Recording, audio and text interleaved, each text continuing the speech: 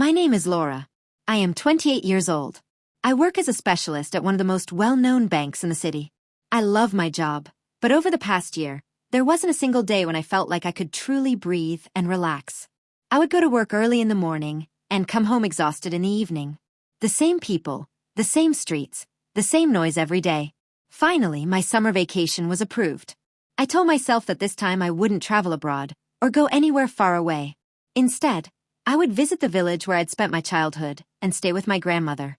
Fresh air, mountains, forests, peace and quiet. That was all I needed. Early in the morning, I packed my bags and got into my car. I called my grandmother and told her that I was on my way. She was so happy to hear my voice. She told me she had been waiting for me and would prepare a beautiful traditional village meal before I arrived. Hearing her voice warmed my heart. One childhood memory after another came rushing back to me. The first part of the journey was peaceful. I listened to music and felt the warm summer breeze coming through the car window. By noon, I reached the mountain roads. The sky was slowly beginning to darken.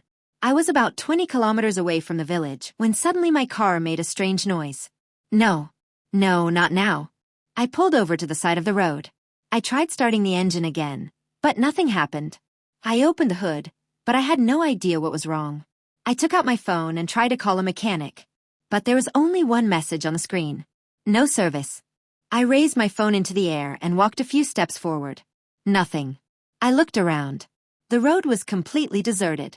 Thick forests and high mountains surrounded me on every side. The sun disappeared completely. Suddenly, a strange silence fell over the area.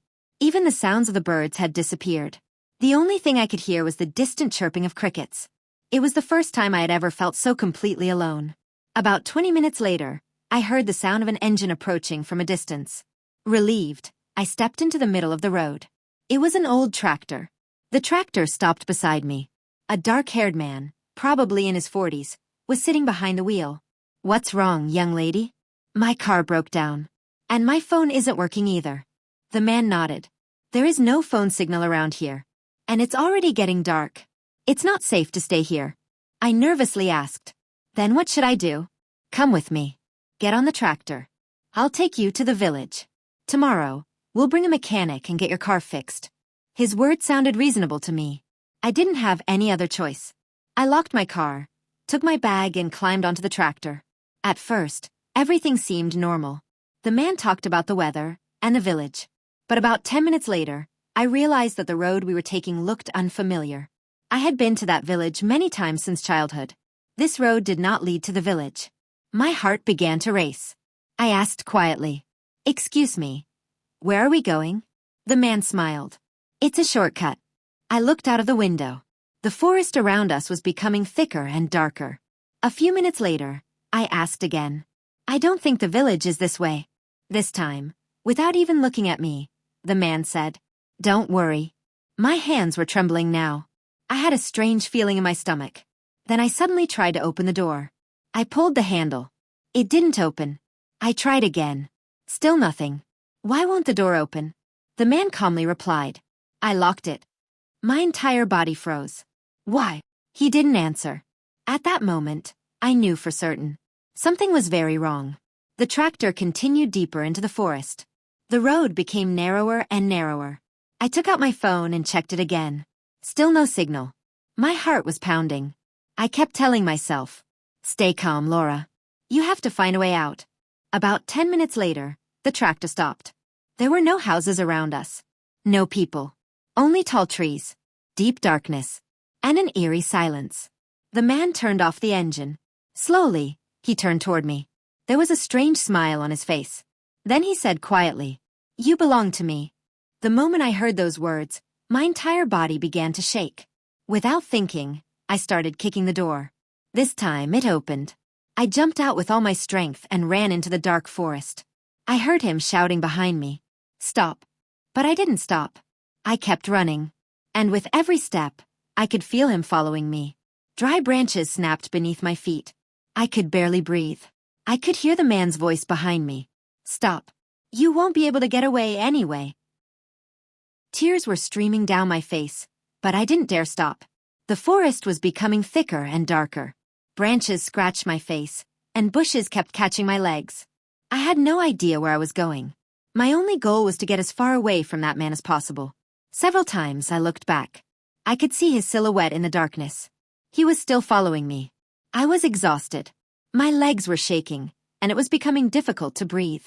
Suddenly, my foot caught on a large stone, and I fell to the ground. My knee hit the ground hard, and my hands were scraped against the dirt. But I didn't even have time to feel the pain. I immediately got back up and started running again. A little farther ahead, I saw a rocky area. Between the rocks, I noticed a narrow opening. As I got closer, I realized it was a small cave.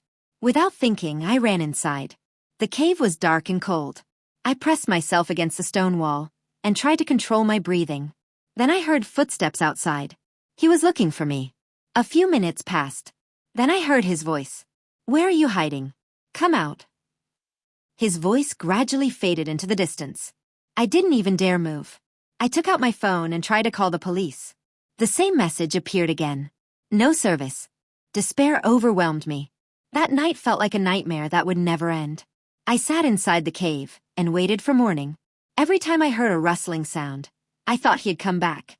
I was shivering from the cold, but fear kept me from falling asleep. Finally, a faint light appeared on the horizon. The sun was rising, and the forest was slowly becoming visible again. I cautiously stepped out of the cave. I looked around for a long time. There was no one there. For the first time, I felt a tiny bit of hope. I decided to climb the nearby hill. The slope was steep, but I gathered all my strength and slowly made my way upward. When I finally reached the top, completely out of breath, the first thing I did was check my phone. This time, I saw one bar. I had a signal. With trembling hands, I called the police. I didn't know exactly where I was. I could only describe the rocks, the forest, and the road I had seen. The operator spoke to me calmly and asked questions to determine my location. I was told not to leave the area. About 40 minutes later, I heard the sound of vehicles in the distance. Several police officers and rescue workers entered the forest. The moment they saw me, they rushed toward me. I couldn't hold myself together anymore. I burst into tears. The officers took me to a safe place, gave me some water, and tried to calm me down. Then I told them everything that had happened. Based on the information I provided, the police began searching the area. Before long, the tractor driver was arrested. He was taken to the police station for questioning, and criminal proceedings were initiated against him on charges of kidnapping, in accordance with the law. A few hours later, I finally reached my grandmother's house. The moment she opened the door, she hugged me. "My dear, what happened to you?" I couldn't say anything. I simply held her tightly and cried. After that night, my life was never the same. For a long time, I was afraid to be alone at night. Whenever I saw a forest road, or even heard the sound of a tractor somewhere in the distance, I remembered that night. But there is one thing I will never forget. Sometimes, when we are in a difficult situation, we look for someone to help us. But not every hand that reaches out to us is safe. From that day on, I made a promise to myself. No matter how difficult the situation might be, I would never blindly trust a stranger again.